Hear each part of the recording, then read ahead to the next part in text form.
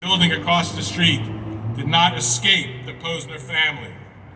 Rachel, the matriarch, took the photograph of the menorah and the swastika, and on the back of the photograph she wrote in German, "Death to Judah," so the flag says. Judah will live forever, so the light answers.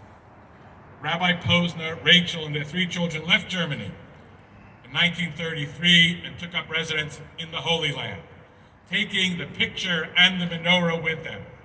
For 51 weeks of the year, that menorah belongs to Yad Vashem, Israel's Holocaust Museum in Jerusalem.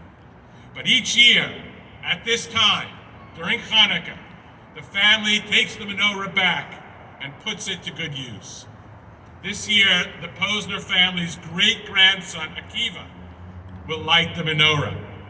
The significance of lighting it in his home in Israel, so many decades after his ancestors lit it as an act of resistance, did not escape him.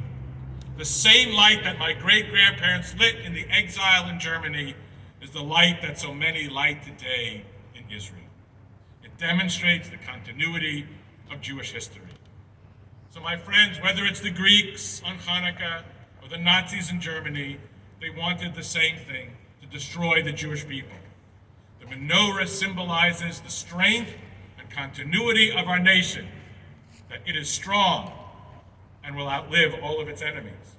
So this is our message here, as we gather tonight to express our gratitude to the city of Columbia, to the state of South Carolina, and to the United States, and show our appreciation for how fortunate we are to live in a country where what constituted an act of life-threatening defiance for Rabbi and Mrs. Posner in 1932 can exist here as a simple exercise of our religious freedom. But as the Hanukkah story also reminds us, that freedom can vanish almost overnight. So this year, more than most, we need to defend that freedom against the old but new bigotries and hatreds that would extinguish its lights.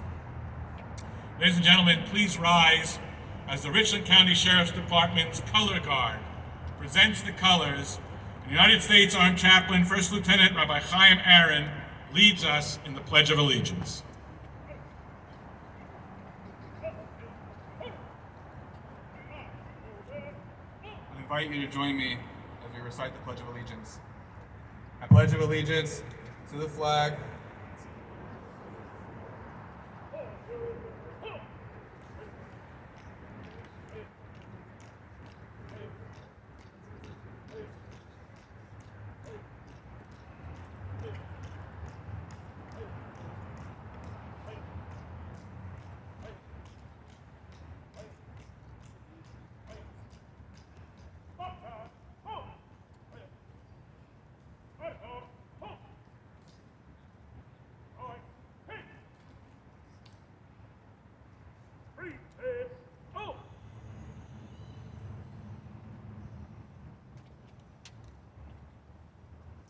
pledge allegiance to the flag and to the United States of America and to the republic for which it stands, one nation, under God, indivisible, with liberty and justice for all.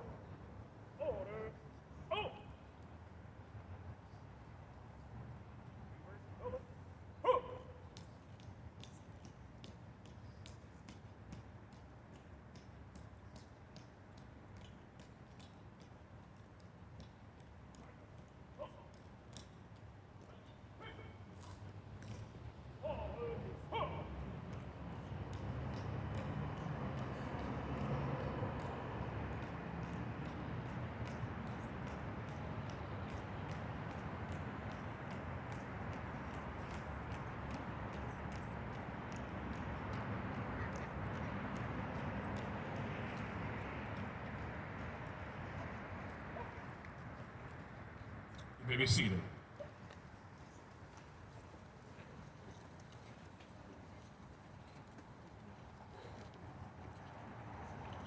I'd like to introduce Sam Grossman from the 5th grade of the Cutler Jewish Day School, who will deliver the Hanukkah message.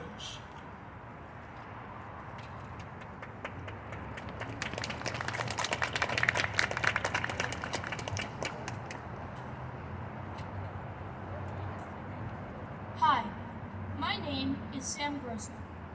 I am in the 5th grade at Cutler Jewish Day School. Hanukkah is a pretty good holiday. I get to play with fire for 8 days straight. The story is really interesting. Making latkes is lots of fun, and eating them is nearly as good. In school, as I was preparing my speech, I wrote down everything I know about Hanukkah. I listed the latkes, fried in oil, the sufganiyot, fried in oil, the menorah, lit with, you guessed it, oil. The price of gas may be expensive, but at least we still have oil. I really don't want to focus on the oil, because when my brother, Michael, spoke here 4 years ago, he spoke about oil. He's great and all, but talking about oil feels too much like plagiarism. Instead, I would like to focus on my favorite message of Hanukkah, overcoming challenges. The Maccabees were outnumbered. They were the underdog in the fight, but they didn't back down just because they were likely to lose. I have challenges too.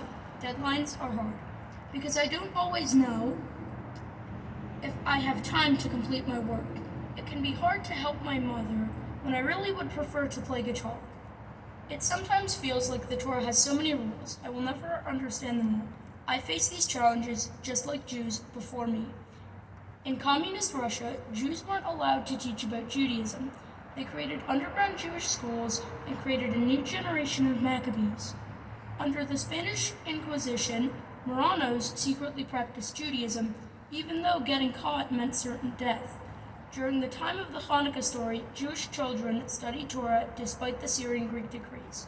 We have always had challenges, and we have always faced them down. I still keep my kippah on my head, and I still help my mom. I don't worry about what is hard for me. I rise above these challenges just like oil. Oops, happy Hanukkah.